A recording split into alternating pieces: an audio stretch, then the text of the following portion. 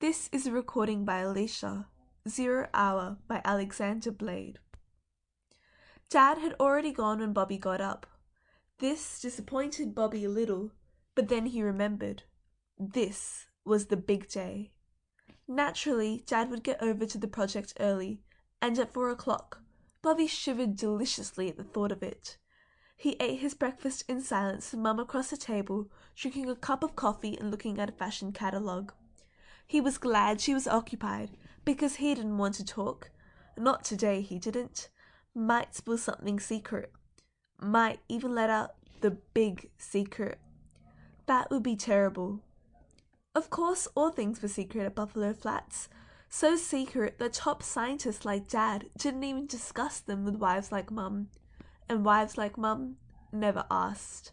So it was really something to sit there eating breakfast, knowing that today, Dad was going to rocket to the moon. And with Mum not even knowing the lunar project was in the works, so naturally not dreaming that he was going with Dad.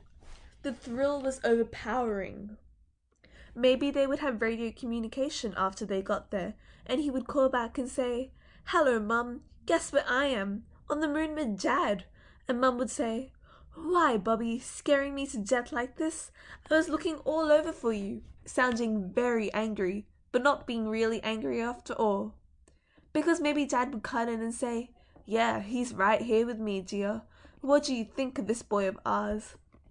Bobby gulped the last of his cereal so he could go outside and wriggle for joy. As he got up from his chair, Mum said, "And what's your plan for today, young man? Davy Crockett or Buck Rogers?" Bobby had a quick thought. A sudden temptation. Why not give Mum a hint? Why, he could even tell her, and she still wouldn't know. Then later, after he was gone, she would remember back and say, "That boy, when he tells you something, he really means it." Bobby smiled and said, "I think I'll go to the moon today." Mum smiled too and went back to her fashions. "Well, see to it your fuel mixture's correct." "I'll check it. And Mum, I might not be home from lunch." "Where will you be?" "Oh, I don't know." "Well, mind your manners and say thank you when you leave." Mrs. Kendall, still smiling, watched Bobby dash out into the yard. Living on a restricted government area had one compensation at least. You didn't have to worry about your children. 4 dozen families, all with offspring, trapped behind 10-foot patrolled fence. Here nobody worried about their children. They came and went, and at noon a mother fed whatever number happened to be in the house at the time. Mrs. Kendall usually drew 6 or 7. It would be a relief to dodge the chore for one Saturday. Out in the backyard, Bobby fussed around his space rocket a little, tightening a screw here, hammering in a nail there, just until he could slip away without Mum noticing his direction. It wasn't a bad rocket at that, he thought. 6 feet long with 2 seats and a keen instrument panel. But kid stuff, of course. After he found the way in through the sewer, he hadn't paid any more attention to his own ship. He could see Mum through the window, back in her book, so he went casually out through the back gate and turned left, kicking up pebbles as he sauntered along and trying to look as though he had no place to go. Had to be careful. Didn't want to bump into any of the other kids either today. The way in through the sewer was at a place behind Laboratory B. There was a kind of alley there that nobody ever walked through, and then this round lid you could lift up and look under, and a ladder you could climb down. Bobby hadn't dared go down at first, but after thinking about it overnight, his curiosity won out and he went back and ducked down into the lower level. He called it a sewer because of sewers being underground, but this place was clean and had bunches of wires strung in every direction and faint little lights you could see by. Bobby went further and further every trip he took, never telling anybody because you weren't supposed to talk about things at Buffalo Flats, not even to the other kids. Then he found the big room where they were building the rocket. It was so sleek and beautiful and shiny that he just stared at it, up through the grating in the floor that was for air circulation or something. He didn't know it was the moon rocket at first. Not until he'd gone back several times to peek up at it, and then one day 2 scientists came walking along right in front of his nose. One of them was Dad.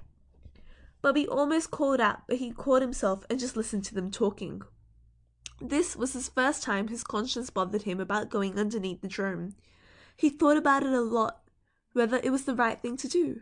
And while he was never able to still his conscience completely, he quieted down by saying he really wasn't doing any harm because he never told anybody what he saw. He learned the rocket was going to the moon by listening to Dad and the other scientists talk when they thought they were alone.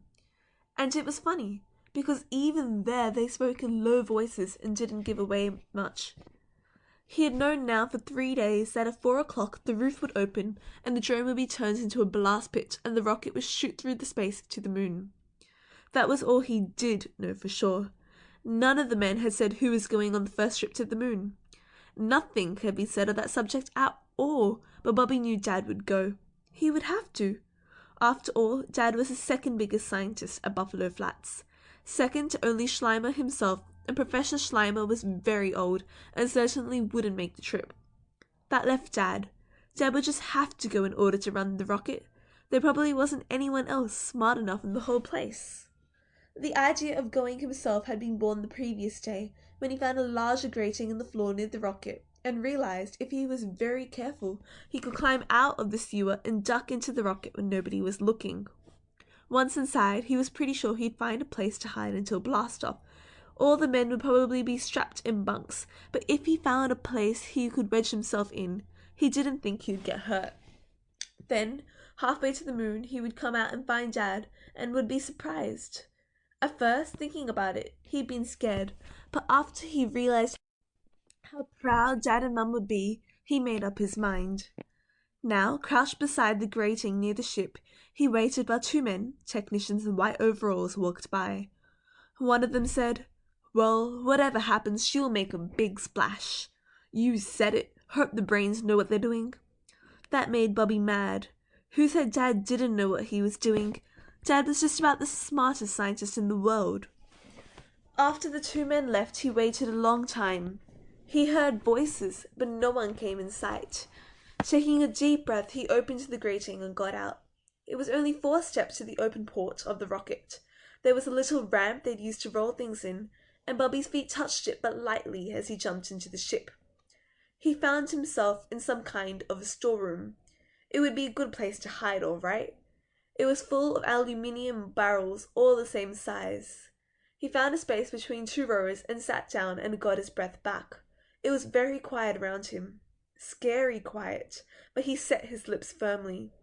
He was going to the moon with Dad. John Kendall was a little late that night. He kissed his wife and said, "Well, did you see the big skyrocket?" "How could I miss it, darling? Your supper is in the oven." "I could use a martini first." Coming right up. While Myra fixed the drink, John lay back in his easy chair and closed his eyes. We'd hoped to stage a little ceremony at the launching, but Washington said no. The Russians? The Eastern Coalition. It was a race. That was why it had to be so secret. Washington said, "Light the fuse and fire the thing." "Is it still hush-hush?" "No, not between us at least. We fired an explosion rocket at the moon. It will hit in about an hour, and telescopes will show a big purple spot where our explosives go off and throw dye all over the place." Myra handed him a dry martini. "I see. Lots of fun, no doubt, but what's the purpose? 4th of July on the moon?" "Oh, no. If the experiment is a success, the next rocket will carry men instead of a bomb." Myra went to the kitchen to see about supper. John called, "Where's Bobby? In bed, I suppose." Myra didn't hear, and John sent down his drink and moved towards the bedroom. Maybe he was still awake. Bobby rolled over. His eyes popped open. "Dad, I thought you went to—" John Kendall sat down on the edge of the bed and tousled his son's hair. "No, son, it's the old terra firma for me. Did you see the rocket blast?" "Uh-huh. It was really something." "It went to the moon, didn't it?" "That's right." Kendall smiled and thought, "Try keep a secret from the kids. It just can't be done." "How's your moon rocket coming along, son?" "Pretty good. Gee, Dad, as long as you didn't go, I'm glad I didn't go either." "You were planning to make the trip also?" "Uh-huh. I got into the rocket and was all set, but I got to thinking about Mum, how one of us should try stay and take care of her in case anything happened." Smart thinking, son.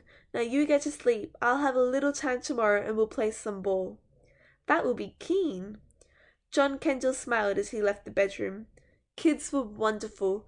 Give them a few old boards and a steering wheel, and they would build a ship to fly to the moon. What a wonderful dream world they lived in. Too bad they had to grow out of it. End of Zero Hour by Alexander Blade. Recording by Alicia.